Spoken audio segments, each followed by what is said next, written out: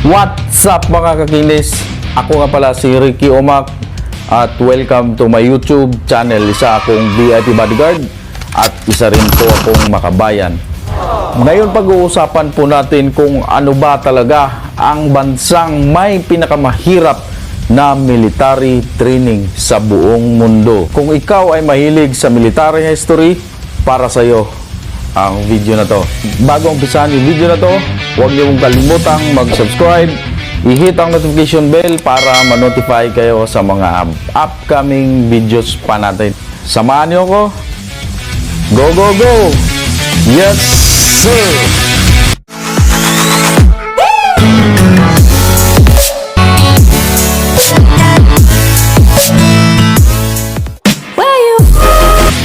Hey yo mga kakinis, alamin na nga po natin kung ano ang 10 most deadliest military training in the whole world. Sir! Number 10, Taiwan, Road to Heaven. Ang Taiwanese Marine Corps ay sinasanay sa napakahirap at napakasakit na training na ito. Dahil sa training na ito, sila ay sumasailalim sa paggapang sa matutulis o matatalim na mga bato.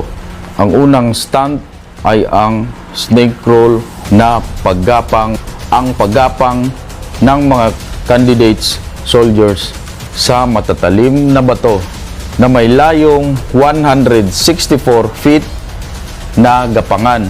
Nasuot lamang ang kanilang mga short. Ang Road to Heaven training ay tila pinapahiwatig na sayo ang daan papuntang langit. Mayroon itong standing to planking position.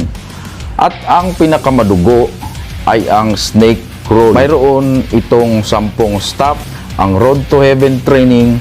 At kapag hindi ito na-satisfied sa paggapang mo, ikaw ay uulit muli sa umpisa. At iniimbitahan nito ang mga kaanak ng trainee. At kung mapagtagumpayan mo ang training na ito, ay makamit na ang mala-heaven na hamon upang maging isang ganap na elite soldiers ng Taiwan. Number 9, Belarus, the firework training. Ang bansang huling diktador sa Europa ay kinakailangan ng isang bansang diktador na ito ng matinding training militar na tinatawag na Red Berets. Sila ay sasabak sa unang training at ito ay tinatawag na firework training. Maglalakad ang isang candidate soldiers sa tie roof na nag-aapoy na troso at pinapaulanan ng bala sa paanan nito. Kailangang baliin ang mga trosong nag-aapoy gamit lamang ang kanilang mga paa. Napaka-intense ang firework training na ito at ang kailangang mapagdaanan ng mga candidate soldiers upang maging parte ng Red Berets sa bansang Belarus. Number 8, China, hand grenade hot potato. Para sa mga sumasailalim sa People's Liberation of China, isa sa mga kailangang lagpasan ng mga candidate soldiers ang hand grenade o hot potato training. Ang training na ito ay bubuo ng bilog na anggulo at pagpasapasahan ang isang live grenade. Pagdating ng tamang bilang, ang huli nitong taong pagpasahan ay kailangang ihagis ang live grenade sa malaking butas sa gitna nila at ang lahat ng trainee ay sabay-sabay na tatalon o dadapa para maiwasan ang pagtama ng sharp nails sa kanilang katawan. At kung ang isa sa kanila nito ay magkamali, ay maaaring mayroon sa kanilang masawi o mabawian ng buhay.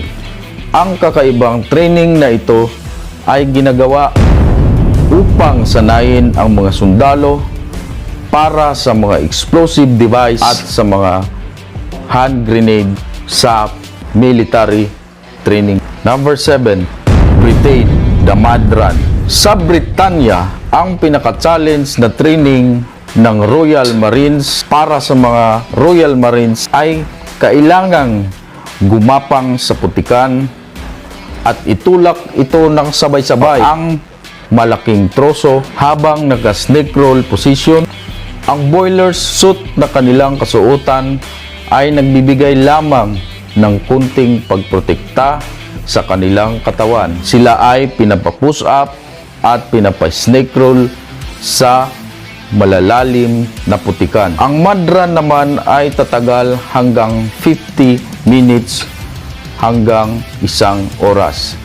Dahil sa kapal ng putik, ang mga trainees ay nahirapang tumakbo at gumapang sa napakakapal na mga putik. Dalawa lang ang layunin sa training na ito.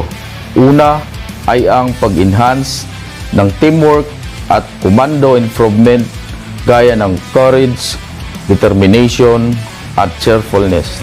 Pangalawa ay ang pag-enhance ng disiplina.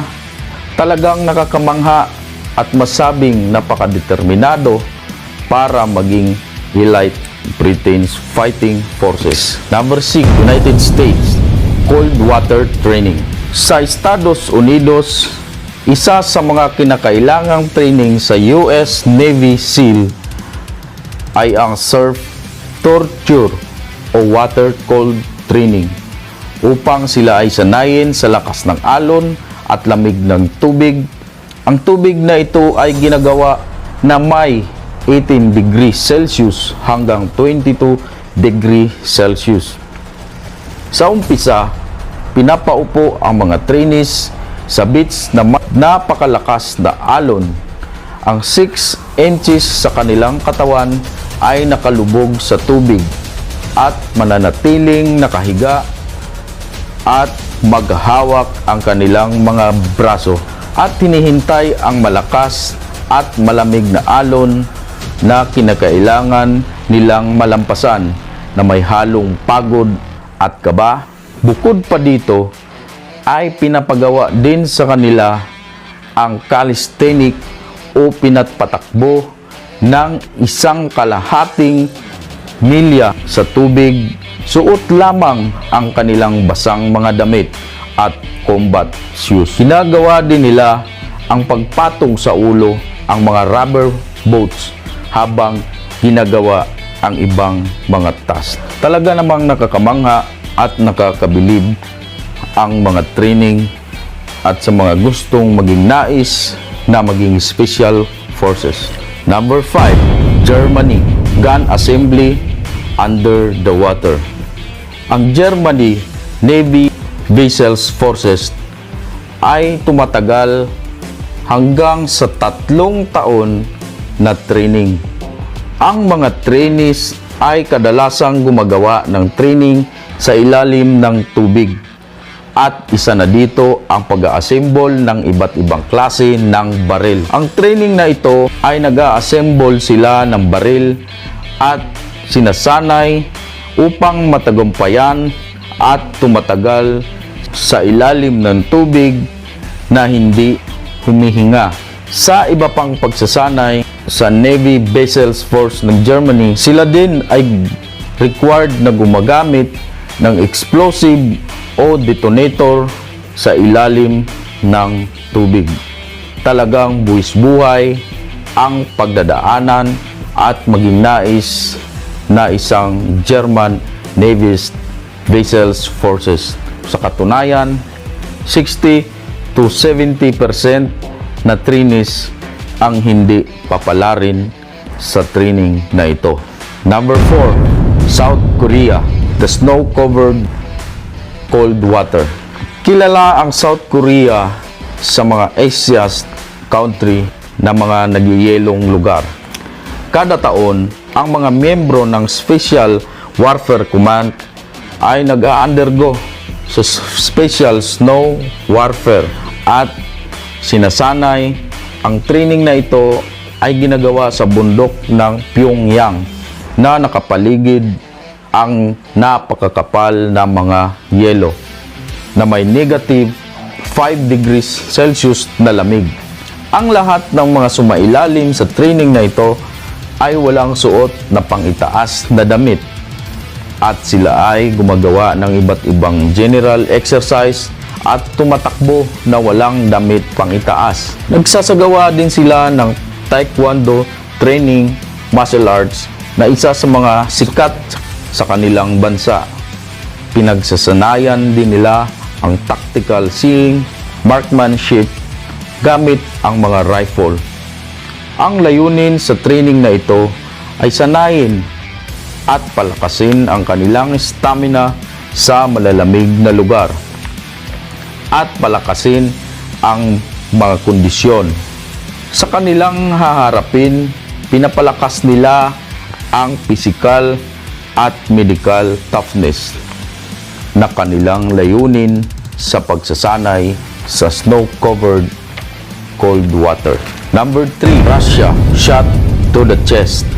Ang Russian Special Forces ay nakakatanggap ng maraming klase ng pagbabanta sa kanilang bansa, kagaya ng lamang ng paghahanda kung sakaling dumating ang hindi nila inasahang mga pangyayari tulad ng terorista at ano pang mga banta sa kanilang bansa. Ang mga trainee ay nag-undergo sa kakaibang training at delikado upang siguraduhin magampanan ang sinumpaang tungkulin bilang isang Russian Special Forces. Isa sa mga delikadong training nila ay ang pagbaril sa dibdib nito bawat isa sa kanila habang nakasuot ang bulletproof vest. Ang layunin ng training na ito ay paghandaan kung sakaling sila ay tatamaan ng bala ay kaya na nila nitong saluin. Binabaril sila habang sila ay nakaposisyon at iba nilang kasamahan ay sugatan, samantalang ang iba ay maswerte na sinalo ng kanilang suot na bullet vest. Ano pa man ang kalalabasan ay kailangan nilang umasinta sa kalaban.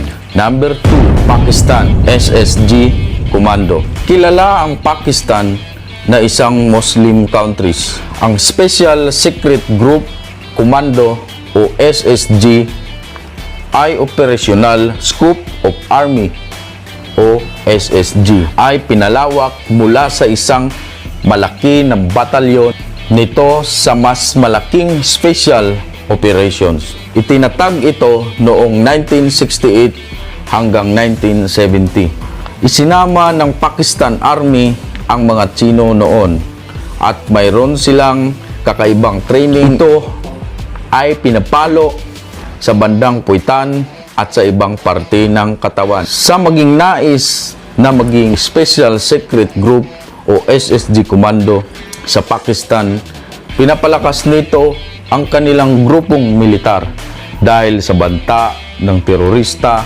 at sa iba pang banta. Ang unang training na ginagawa nila ay ang yung Thai climbing at sinasanay sila sa panghimpapawid at sila rin ay nagsasanay sa martial arts, marksmanships at pati na ang paglublob sa tubig na nakatiwarik ang ulo. Pinapalakas nila ang kanilang baga at stamina at sinasalubong ang napakalakas na water current na may dalawang klaseng current. Una ay ang surface current at ang deep water current o thermohaline circulation. Sa kabila ng banta ng kanilang bansa, marahil ay maibsan ito sa mga makapigil hininga nilang military training sa mga maging nais na isang SSG Commando, Pakistan Army. Number 1, Philippines, Scout Rangers. Sa Pilipinas, binuo ang 1st Scout Rangers Regiment noong 1950, November 2. Inispecialize ang isang unit para kalabanin ang isang guerrilla. Isinasanay sila sa warfare, raids, ambushes, close quarter combats at urban warfare and sabotage. Sinasanay sila sa mga ito para bilang isang Scout Rangers. Ang una ay ang kakayahan ng bawat isa at ang time push. At doon nga po nagtatapos ang ating kwento mga kakinis. At maraming salamat po sa patuloy na pagsuporta at pagkikinig sa aking YouTube channel. Huwag niyo kalimutang mag-subscribe para ma-notify pa kayo sa mga next upcoming videos natin. Maraming salamat po. Go, go, go! Yes, sir!